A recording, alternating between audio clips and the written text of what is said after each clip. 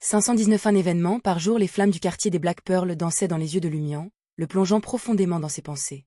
En tant que conspirateur, son esprit disséquait instinctivement les possibilités. Les factions de la résistance et de l'indépendance civile ont été facilement exclues. Elles n'étaient pas présentes dans cet archipel, la première colonie lointaine d'Inti. Le génocide religieux et culturel, ainsi que les efforts d'assimilation des gouvernements successifs, ont travaillé sans relâche pour que cela se réalise. La politique de l'empereur Roselle avait transformé cet endroit en quelque chose qui s'apparentait à la province d'outre-mer d'Inti. Des lois souples et une sécurité faible. Les insulaires, ayant abandonné leur foi originelle, se considéraient désormais comme des citoyens discriminés dans les régions frontalières d'Inti. Cette discrimination reflétait le sort des Réhémiens au sud d'Inti et des Savoyards à l'est. Quoi qu'il en soit, les citoyens de Trèves avaient un mépris universel pour tous les étrangers. Cependant, leur vigilance s'est accrue à l'égard des insulaires connus pour leurs escroqueries et leurs actes de brutalité. Le commerce pirate a-t-il déclenché des conflits internes, ou les organisations du continent sud, cherchant à renverser la domination coloniale, ont-elles délibérément causé des troubles dans l'archipel de la mer de Brouillard? Peut-être qu'un individu ambitieux suit l'exemple d'un dieu maléfique. Les pensées de Lumian s'affluèrent lorsqu'il remarqua un demi-géant de 2,5 mètres de haut émergeant d'une pièce à côté de la cathédrale, vêtu d'un trench-coat noir et d'un haut de forme en soie. S'adressant aux suppliants et aux vagabonds abasourdis, il leur a assuré « Ne vous inquiétez pas. Le Seigneur protégera tout le monde. Restez ici et ne sortez pas, attendez que l'émeute se calme. Il n'y aura aucun danger. Louez le fou. » Les croyants de The Full Church ont trouvé du réconfort, pressant leurs mains contre leur poitrine et s'inclinant. Leurs expressions s'adoucirent, transmettant un sentiment de sécurité. Les clochards échangèrent des regards, mais aucun n'osa partir. Dans l'esprit de la plupart des Intisiens, une cathédrale était un refuge plus sûr que n'importe quel gouvernement, quelle que soit l'église à laquelle elle appartenait. À ce moment-là, la lumière dorée du soleil descendit dans la zone où l'explosion s'était produite, accompagnée d'une série d'explosions denses, mais pas aussi assourdissantes qu'auparavant. Il était évident que le bureau du gouverneur général et les billondés des deux églises s'attaquaient à l'anomalie. Simultanément, Lumian observa le ciel, autrefois éclairé par le clair de lune et la lumière des étoiles, s'assombrir. Même si le temps n'avait pas changé, la rue à l'extérieur semblait enveloppée d'un mince brouillard sombre. Ignorant les cris de l'évêque à moitié géant après un moment de contemplation, Lumian ouvrit la porte de la cathédrale du Fou et sortit. La température extérieure avait considérablement baissé, semblable à l'automne à Trèves. Sous la lueur des réverbères à gaz, Lumian revint sur ses pas vers le port. Soudain, une silhouette ondulante a émergé d'une ruelle voisine. La silhouette, vêtue d'une chemise fine et d'un pantalon, pieds nus, avait un visage pâle et ridé. Ses yeux étaient plus blancs que bruns et une livore mortie recouvrait sa peau exposée. Des zombies? Lumian haussa les sourcils. Alors que le zombie présumé, un vieil homme, se dirigeait en titubant vers le quartier des Black Pearl, il sembla détecter un soupçon de spiritualité et de sang, se tournant brusquement vers Lumian et émettant à son inhumain. Lumian a rapidement condensé une boule de feu cramoisie, presque blanche, et l'a envoyé se précipiter vers le zombie. Au milieu de l'explosion grondante, la tête du zombie s'est brisée et son corps s'est désintégré. Il a connu sa disparition une fois de plus. Plus de mouvement. C'est tout ce que tu as? Lumian s'était initialement demandé s'il avait rencontré une créature mort-vivante plus dangereuse. En continuant, il forma 10 à 20 boules de feu pourpre au-dessus de sa tête, derrière lui, sur ses épaules et à ses côtés, leur permettant de suivre ses mouvements et de maintenir une relative suspension. Alors que Lumian tournait au coin de la rue, il aperçut un jeune couple criant de terreur et s'enfuyant. Derrière eux, un zombie les poursuivait, son cœur rouge foncé et ses intestins blancs à peine discernables grâce aux nombreuses blessures par balle. Une boule de feu pourpre presque blanche, déclenchée par Lumian, a survolé le couple et a explosé sur le zombie qui le poursuivait. Grondement. Le cadavre calciné s'est dispersé dans toutes les directions, accompagné de flammes résiduelles.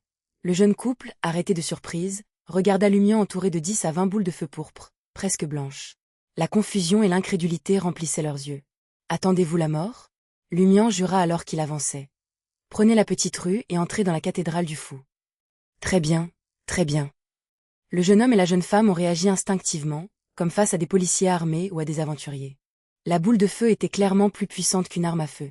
Alors que le couple entrait dans la rue où se trouvait la cathédrale du Fou, Lumian, semblable à un envoyé des flammes, continuait vers le port à un rythme modéré. En chemin, il a rencontré quelques vagues supplémentaires de personnes sortant des bars, des marchés en plein air et d'autres endroits, qui avaient rencontré des zombies. Lumian n'a pas dit un mot. Il dirigea les boules de feu cramoisies, presque blanches, autour de lui pour les aider à éliminer les cadavres ressuscités. Ensuite, il leur a demandé de se cacher dans la cathédrale la plus proche. La poursuite des zombies et l'intimidation des boules de feu ont rendu ses paroles convaincantes. Personne n'a insisté pour trouver sa propre voie. S'il y en avait, Lumian ne s'en soucierait pas. Après plusieurs rencontres similaires, Lumian a commencé à discerner une tendance. Ces zombies n'ont pas été réanimés à partir des vivants, Ils étaient à l'origine décédés. La totalité des défunts de Port Farim étaient ressuscités sans aucune cause perceptible. Ces zombies se sont instinctivement dirigés vers le site de l'explosion, mais s'ils rencontraient des vivants sur le chemin, ils seraient attirés à la fois par la chair et la spiritualité, les conduisant à poursuivre, tuer et ronger. Fort de cette compréhension, Lumian ne conseilla plus aux passants de se réfugier dans des cathédrales lointaines. Au lieu de cela, il leur ordonnait d'éviter les hôpitaux, les cimetières et autres lieux similaires, les exhortant à rester pendant 2 à 3 heures dans des bars animés, des salles de danse ou des maisons où aucun décès récent n'était survenu. Après une série d'arrêts et d'avancées, Lumian retourna au port et remonta à bord du Flying Bird. Il a continué à lâcher les boules de feu cramoisies, presque blanches, jusqu'à ce qu'il n'en reste plus que 2. Philippe, appuyé contre le bastingage du navire, gardait les yeux fixés sur le bureau du gouverneur général. Que s'est-il passé? Demanda-t-il à Lumian. Comment le saurais-je? Répondit Lumian, amusé. Philippe a rapidement changé de sujet. Avez-vous rencontré des anomalies? Ce n'est qu'à ce moment-là que Lumian raconta brièvement l'explosion près du bureau du gouverneur général et la réanimation soudaine des cadavres. Invocation de zombies? Marmonna Philippe pour lui-même, un froncement de sourcils plissant son front. Sans attendre la réponse de Lumian, il soupira et dit. Tout s'est bien passé seulement le premier jour de ce voyage. Le deuxième jour, nous avons rencontré Bonne Splitté. Le troisième jour, les Death Navigators nous ont attaqués à midi. La nuit, ou plutôt aux premières heures du 4e jour, une autre calamité zombie a frappé Port Farim. Nous avons encore 6 jours avant d'atteindre Port Santa. Lumian ressentit un pincement de culpabilité. En théorie, son attirance ou son attirance pour les calamités ne devrait pas être si fréquente. Lorsqu'il était à Trèves, il n'était pas quotidiennement confronté à des incidents mystiques. Si tel était le cas, 007 serait mort de surmenage. Rencontrer une ou 2 calamités tout au long du voyage serait compréhensible, mais compte tenu du dérangement de Dardel, c'est vraiment une affaire quotidienne. Se pourrait-il qu'une entité impure me suive? Serait-ce la cause, le déclencheur ou la convergence? Et n'y a-t-il essentiellement qu'une seule calamité que j'ai rencontrée? Plus Lumian réfléchissait, plus il ressentait le besoin de correspondre avec Madame la magicienne pour enquêter s'il y avait un problème sous-jacent derrière des calamités aussi fréquentes. Peut-être que la calamité des zombies a été déclenchée par les problèmes initiaux sur le navire. Une fois que nous aurons quitté le Flying Bird, notre prochain voyage pourrait devenir paisible, a consolé Lumian avec désinvolture. Il n'avait pas beaucoup confiance dans ses paroles.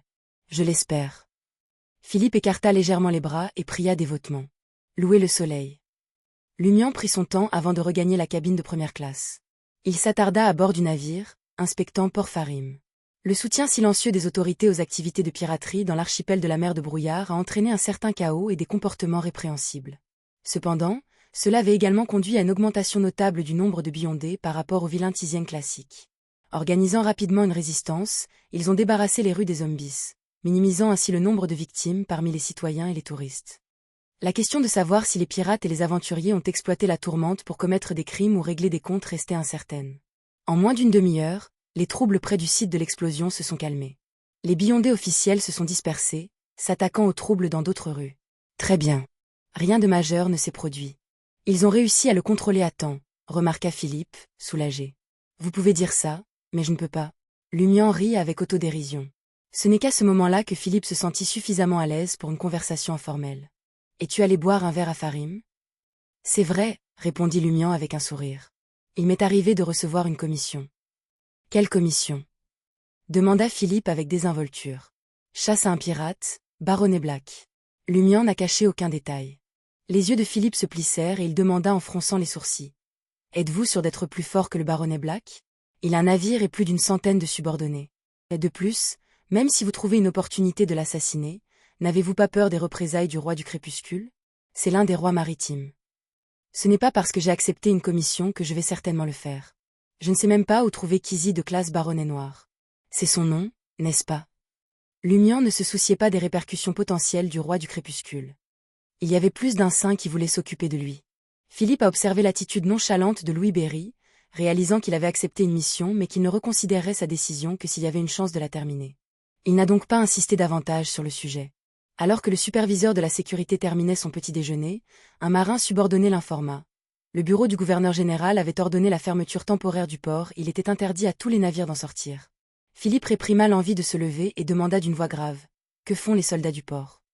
Recherchant navire par navire, répondit sincèrement le marin. Dans la salle 5 de la cabine de première classe, Lumian observa le port chaotique où l'armée était entrée et continua d'écrire une lettre à Jenna et Franca. Quelque chose semble être arrivé à Port Farim sur l'île de Saint-Ic dans l'archipel de la mer de Brouillard. Demandez à cette personne et voyez si elle connaît la situation exacte. À ce stade, Lumian a levé sa main droite et a tapoté sa poitrine 4 fois haut, bas, gauche, droite comme Monsieur K. Il a murmuré avec sympathie, pauvre 007.